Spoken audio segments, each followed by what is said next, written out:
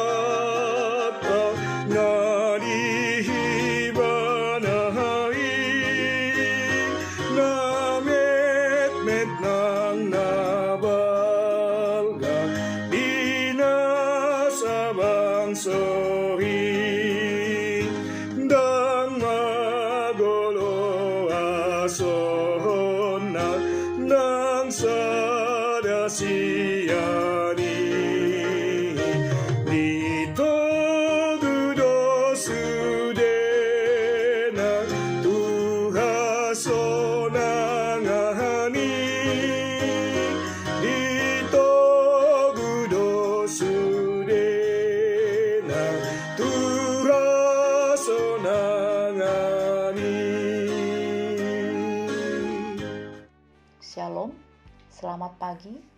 Renungan kita pada hari ini Selasa 1 Februari 2022 diambil dari Ibrani 4 ayat 16. Sebab itu, marilah kita dengan penuh keberanian menghampiri tahta kasih karunia supaya kita menerima rahmat dan menemukan kasih karunia untuk mendapat pertolongan kita pada waktunya. Tuhan Yesus Kristus bukan hanya juru selamat kita, Dia juga imam besar yang naik ke surga.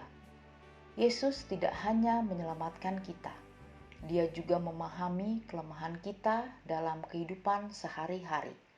Bukan saja Tuhan kita adalah juru selamat yang maha kuasa, Dia juga menerima kita apa adanya, sehingga kita dapat sepenuhnya membuka diri di hadapan Tuhan dengan yakin. Keterbukaan seperti itu bahkan tidak mungkin terjadi antara suami dan istri. Jadi, kita mungkin tidak akan pernah bisa mengalaminya dengan orang lain. Namun bersama Tuhan, Dia telah berjanji kepada kita bahwa Dia akan menerima kita apa adanya dan Dia akan menyentuh kita dan menyembuhkan kita. Dalam Alkitab, kasih karunia dan rahmat adalah dua istilah yang berbeda. Kasih karunia berarti bahwa Tuhan memberi kita sesuatu yang tidak pantas kita terima. Kita adalah orang berdosa, tetapi karena kasih karunia Yesus Kristus, kita menjadi tidak berdosa, dan ini adalah perubahan posisi kita. Ketika kita menerima Yesus, transformasi seperti itu terjadi. Ini seperti kita di penjara sebelumnya, tetapi sekarang kita telah dibebaskan. Kita dihukum sebagai bersalah, tetapi sekarang kita bebas dari rasa bersalah dan dibebaskan. Inilah yang dimaksud dengan kasih karunia Yesus. Setelah kita dibebaskan, rahmat Tuhan akan bekerja dalam hidup kita. Tangan penuh rahmat Tuhan akan menopang kita saat kita lemah, membalut luka kita, dan membantu kita memulihkan keindahan agung yang Tuhan ciptakan untuk kita. Oleh karena itu, Tuhan kita bukan hanya Tuhan kasih karunia, tetapi juga Tuhan rahmat. Ketika kita berada dalam kelemahan atau kesulitan apapun, kita dapat datang ke hadapan Tuhan dengan yakin. Kita akan menerima rahmat dan kasih karunia, dan kita akan menerima pertolongannya pada saat dibutuhkan. Tuhan membantu kita di saat kita membutuhkan, sehingga kita datang ke tahta kasih karunia kapan saja. Kita tidak perlu takut, tetapi datanglah ke hadapannya dengan kebutuhan kita, dan pertolongan Tuhan akan datang kepada kita. Mari kita berdoa.